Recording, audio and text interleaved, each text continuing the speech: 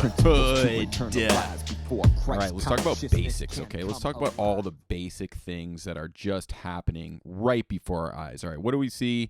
The first thing, we see the daily time frame of Bitcoin has clearly formed an uptrend. All right, let's look at the DXY. Daily time frame of DXY is breaking down. Very, very basic kindergarten logic. So this uptrend on the DXY just represents how scared everybody is, right? Everybody is scared that we're going into the worst economic collapse ever, right? And we are actually eventually, but probably not in the next couple of months. Maybe as soon as like March. But, you know, my point is that the crypto prophecy will be fulfilled before that global economic collapse, because that's a confluence, okay? So what that really means is we're talking about, you know, inflation here, okay? Some asset classes will soak up inflation, and obviously the crypto market is ripe for that in the altcoin sector specifically.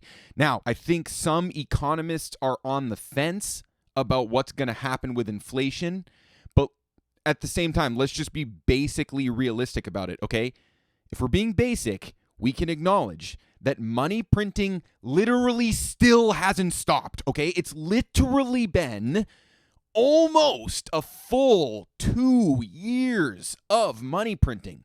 So when you talk about interest rate hikes and just cutting back on quantitative easing, yeah, that spooks the markets. That brings us where we are here. That puts fear in the markets. But realize the tidal wave is already forming. You know, they could turn off the money printers right now. They could stop quantitative easing literally tomorrow, which is Monday, and the prophecies are still going to be fulfilled, right? There is so much fiat currency, government currency sloshing around in these markets. It will find value. I'm saying the same thing that I've been saying for a long time, but these are basic realities. And if I just need to give myself any credibility at all, it's like, oh, look at my, like, oh, great. Oh, did we literally just reach the top of the S&P index as I kind of sort of thought it might happen, right? I overshot it just a little bit. But look at this perfect head and shoulders, right? Like this sucker's kind of making its way over here.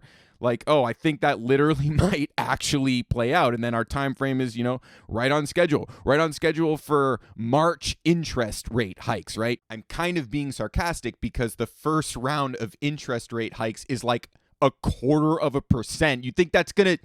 It's just like literally just fear tactics. They're trying to shake people out of these markets. They really are. I mean, I can go really deeply nuanced with my perspective on this. I do think there's like a psychological operation to literally get people to literally give up their hope and their vision of financial sovereignty, you know, via the market bubble that's about to burst and send liquidity through all markets, right?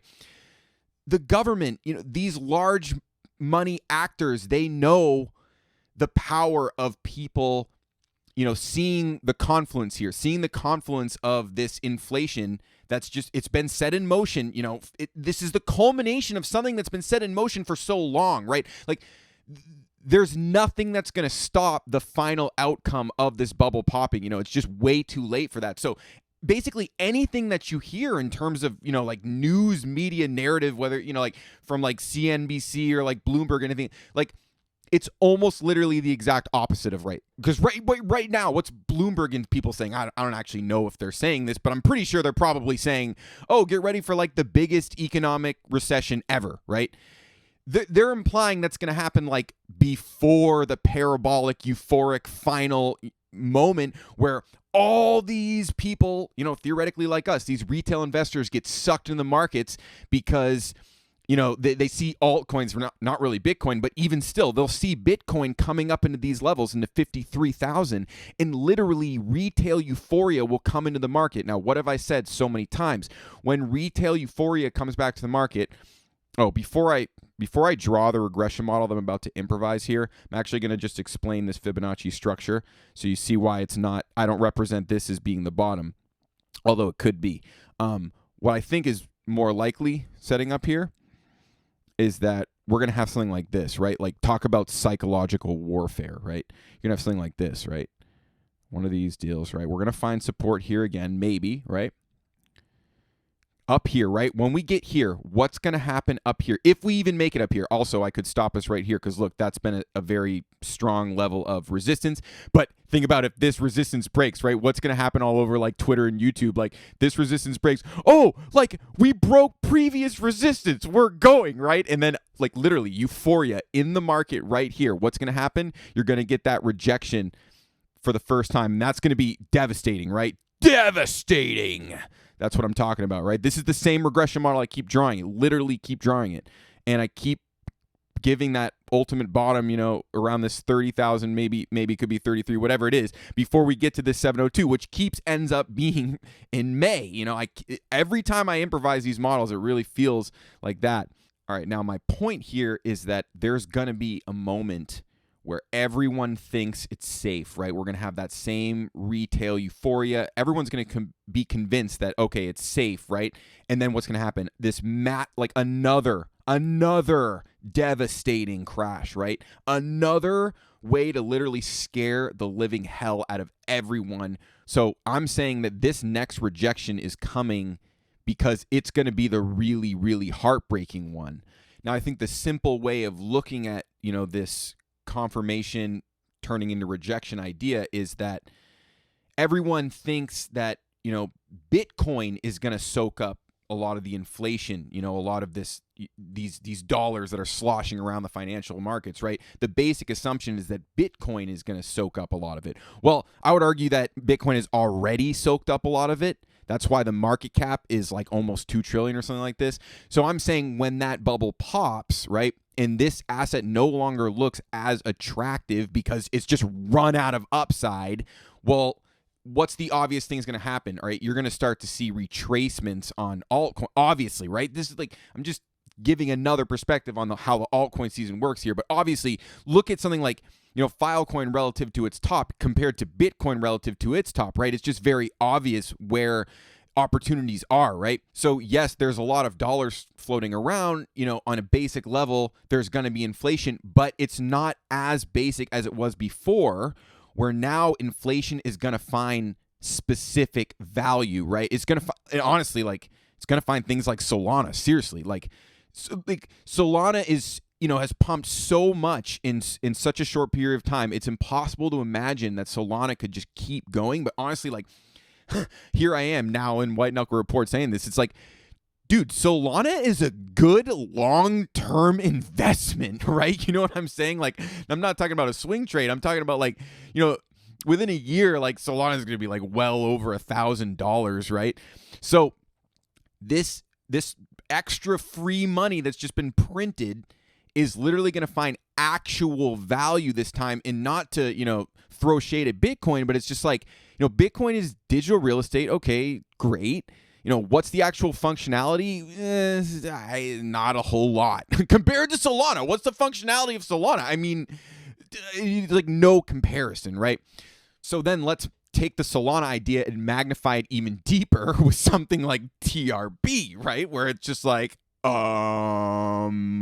its competitors like Band Protocol, Chainlink. Yeah, there's not a whole lot of like Oracle networks out there right now, especially ones that are like aggressively decentralized, which is what TRB is. It's very low market cap. There's about 2 million of these coins in existence. Like, yeah, this is like Solana on literal steroids, right? Because like Solana's already pumped so much, TRB is still literally ranked like 500 on coin market cap, something absurd like that. Solana is ranked number 5 on coin market cap. You see what I'm kind of talking about here? Like, there's a lot of headroom for something like TRB, which has excellent utility and is extremely, like, offensively undervalued. Whereas like Solana is like not offensively undervalued. It's like, yeah, like, good job, Solana. Like, everyone is respecting the hell out of you right now, but TRB is just like in the dirt, right? In the absolute dirt. Most people probably still are not even considering buying TRB, and I'm literally loading this thing like this is like, yep, that's a big deal right there. NuCypher, I didn't even acknowledge last week, but look at that. NuCypher put in that new low, right? Expanding our upward Fibonacci implications. NuCypher is a similar setup to TRB.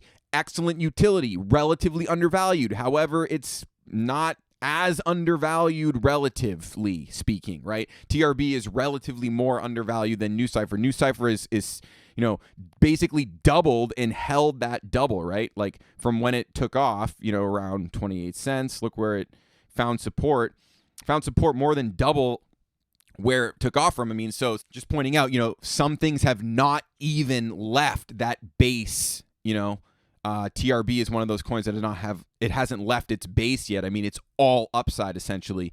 Bond is a similar deal.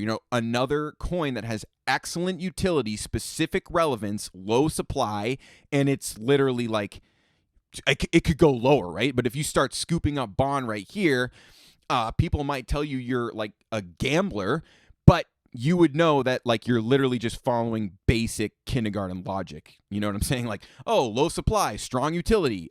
It's like ranked also somewhere around number 500 on CoinMarketCap. It's got a whole lot of headroom. Even if it hits the 702 based on this previous structure that's setting up, it's only going to make it to like maybe 222 on CoinMarketCap or something like that. Like literally, and look at that pump. That's like almost a 4x, close to that.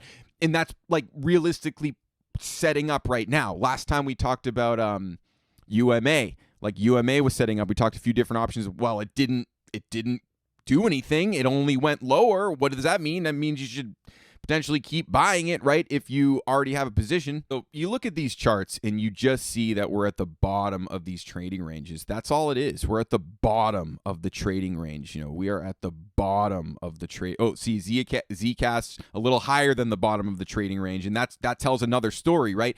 Is Zcash particularly bullish right now? Relatively undervalued, but it's been on a very clear uptrend where look at the chart of Filecoin. Filecoin hasn't really proven that it's on an uptrend. It's still basically just doing a downtrend. So maybe there's a little bit more momentum on Zcash, right?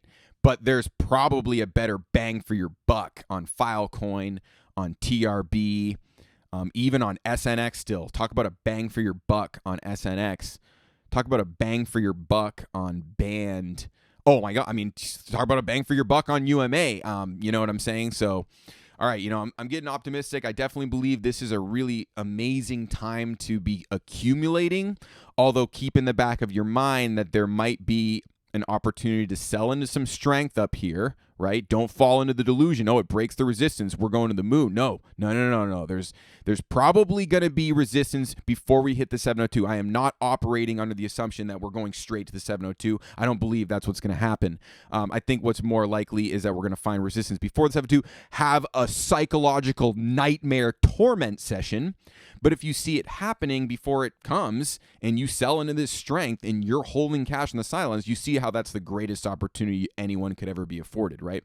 Just to be clear, the way that I'm using Bitcoin is I'm using it as like sort of a general reference point for the whole market, right? So like the market is going to be more volatile than Bitcoin, but it's going to sort of exaggerate some of these moves, sort of just out of phase, right? Just a little out of phase with Bitcoin. So if Bitcoin pumps up here, the market will pump with it.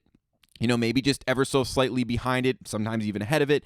But when Bitcoin starts to sell off, you'll see some of that liquidity find other value in the market outside of Bitcoin, right? And that will be an opportunity to sell some altcoins, knowing they will be getting sucked to hell if Bitcoin is getting sucked to hell. There's no avoiding that, right? There is the mechanism in which Bitcoin is selling off and its liquidity is flowing into other assets, but that's a short moment, as we've looked at so many times when we compare to May. Look how short this moment was, right? Bitcoin is selling off. The whole market went down with it, but if you remember correctly, ADA was like way the hell up, and it was like over here, right? Like the whole market is down. It's like May 21st. ADA is still way the hell up, and on May 22nd or whatever. And people are like, oh, Cardano didn't get the memo that like the market sold. No, like that's how it works, right? Like Bitcoin's selling off, that liquidity is going to altcoins, but that's a very short-lived period, right? That whole period maybe lasted like 10 days, right? So this is kind of a similar setup. When we reach the 702 and sell off there, that will be a similar setup. Both opportunities of that Bitcoin starting to sell off and altcoins sucking up a lot of that liquidity are your ultimate golden opportunities, right? So just realize that's kind of what we're looking for. And I'm personally not going to be holding straight for the 702. I'm anticipating a massive correction before we get there. And once again, we keep coming around May. It could take a hell of a longer. I don't really care. I'm being patient. I'm selling into strength and I'm buying into weakness. Generally right now is a weak point. I mean, there's so much free money. It's not even funny. Like, it's everywhere. It's everywhere. The free money is freaking everywhere right now. If you're looking for reasonable, like 100% swing, 200% swing, yeah, those are coming up. If you're looking for the 1,000% swing, that's probably not coming until, the 702 sell-off, right? When there's this much liquidity in Bitcoin. And like compared to this much liquidity, right, there's going to be a bigger altcoin season when this bubble pops than there is when this bubble pops. But I do believe we're going to have a little bit of an altcoin season effect if this regression model becomes validated. So we'll see. Like, all right, dude, so good, dude. I'm literally just making everything up. Like, I am not technically trained in this. Obviously, I'm not an advisor of any kind. But if this is making sense to you, then, good. Resurrect the way of the ancient ones.